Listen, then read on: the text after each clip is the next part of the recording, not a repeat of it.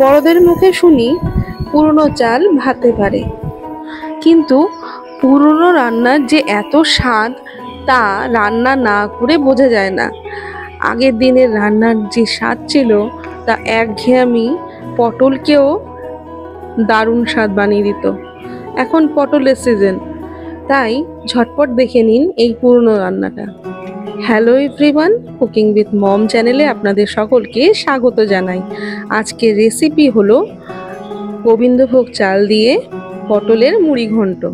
মুড়িঘণ্ট বললাম বলে এটাকে আমিষ পদ ভাবার কিচ্ছু নেই, এটা মুড়িঘণ্টর মতনই, তবে পটল দিয়ে। প্রথমেই পটলগুলোকে ছুলে নিয়ে এরকম করে কেটে নিতে পারেন। আপনাদের যদি অসুবিধা হয় তাহলে দু চারটে চিড়ে লাগিয়েও দিতে পারেন। এরপরে নুন হলুদ মাখিয়ে কিছুক্ষণের জন্য এটা ম্যারিনেট করে রাখা হলো। এরপরে কড়াইতে সর্ষের তেল গরম হতে দিয়ে ভালো করে পটলটাকে ভাজতে হবে। পটল কিন্তু অনেকক্ষণ সময় লাগে, মোটামুটি 10 থেকে 15 মিনিট সময় লাগবে, তাই ধৈর্য সহকারে ভালো করে লাল করে ভাজতে হবে। আমার মা যখন 5 রকমের ভাজা করতো তখন এরকম করেই পটলগুলোকে ভাজতো, এতে দেখতে খুব সুন্দর হয় আর ভেতরে নুনটাও ভালো করে ঢুকে যায়। দেখুন পটল প্রায় ভাজা হয়ে গেছে। এরপর তেল থেকে তুলে পটলগুলোকে রেখে দেওয়া হলো। এরপর তেল এখান থেকে প্রায় অনেকটাই তেল কমিয়ে নেওয়া হয়েছে। গোবিন্দভোগ চালটাকে কিছুক্ষণ ভিজিয়ে রাখা হয়েছিল, তার মধ্যে নুন এবং হলুদ মিশিয়ে নেওয়া হলো। আর এদিকে কড়াইতে তেল গরম হতে দিয়ে দেওয়া হয়েছে। এরপরে কড়াইয়ের মধ্যে সামান্য পরিমাণ জিরে ফোড়ন দেওয়া হলো। জিরেটা ফোড়ন হয়ে গেলে একটু নাড়াচাড়া করে নিয়েই তার মধ্যে দুটো তেজপাতা দিয়ে দেওয়া হলো। তেজপাতাটাকেও ভেজে নিতে হবে। এরপরে আগের থেকে নুন হলুদ মিশিয়ে রাখা গোবিন্দভোগ চালটা দিয়ে দেওয়া হলো। এরপরে আর কিছুক্ষণ ভাজতে হবে, মোটামুটি এরকম করে নাড়াচাড়া করে। গ্যাসের ফ্লেমটা মিডিয়াম থেকে লো রাখবেন, কারণ এতে চাল হয়তো পুড়ে যেতে পারে।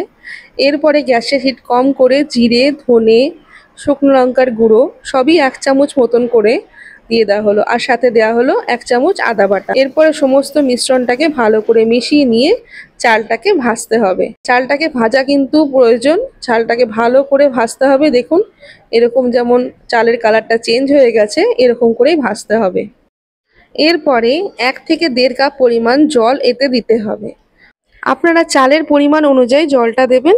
এরপরে চালের জলে বলয় উঠলেই দুটো চেরা কাঁচা লঙ্কা দিয়ে ঢেকে 2 মিনিটের জন্য রান্না হতে দিতে হবে। 2 মিনিট পরে আগের থেকে ভিজিয়ে রাখা কিশমিশটা দিয়ে দেওয়া হলো। মোটামুটি 1 মুঠো মতন কিশমিশ দেওয়া হয়েছে। এরপর আবারও 5 মিনিটের মতন ঢেকে এটাকে রান্না হতে দিতে হবে। গ্যাসের ফ্লেম কিন্তু লো রাখবেন। 5 মিনিট পর ঢাকা আলগা করে মোটামুটি চালটা 80% পর্যন্ত সেদ্ধ হয়ে গেছে। এই মুহূর্তে আগের থেকে ভেজে রাখা পটলগুলোকে একে একে দিয়ে দিতে হবে। পটলগুলো দিয়ে খুব সাবধানে নাড়াচাড়া করতে হবে কিন্তু, কারণ এরপরে পটলগুলো ভেঙে যাওয়ার সম্ভাবনা থাকে খুব বেশি। এই সময় 1/2 কাপ পরিমাণ জল অ্যাড করা হয়েছিল, যাতে পটলের মধ্যে সমস্ত গ্রেভিটা বা চালের মশলা যেটা দেওয়া ছিল সেটা যেন ঢুকে যায়। এরপরে আবারও 5 মিনিট ঢেকে রেখে রান্না হতে দেওয়া হলো। এরপর খুব সাবধানে আলতোভাবে সমস্ত জিনিসটাকে উল্টে পাল্টে ভেজে নিতে হবে। রান্না প্রায় শেষের দিকে। এরপরে 1 চামচ পরিমাণ মিষ্টি দিয়ে, মানে চিনি দিয়ে, আর 1 চামচ পরিমাণ ঘি দেওয়া হলো, আর সাথে ঘরে বানানো গরম মশলার পেস্ট দেওয়া হলো। এরপরে আর কিছুই না, খানিকটা নাড়াচাড়া করে আবারও ঢেকে মিনিট 2-এর জন্য রেখে দেওয়া হলো। গ্যাসের হিট এখন বন্ধ করে দেবেন। এখন রান্না প্রায় হয়ে গেছে। এরপর আর কি, গরম ভাতে পরিবেশন করুন পটলের এই মুড়িঘণ্ট। দারুণ খেতে হয়। এই নিয়ে 2বার থেকে 3বার আমাদের এই চ্যানেলে দেখানো হয়েছে। অবশ্যই ট্রাই করবেন, দেখবেন ভালো লাগবে। আর ভালো লাগলে আমাকে কমেন্ট করতে ভুলবেন না কিন্তু। আর এই রকমই নিত্য নতুন নিরামিষ বেশি এরকম রান্না আমি নিয়ে আসি, অবশ্যই আমাকে ফলো করবেন।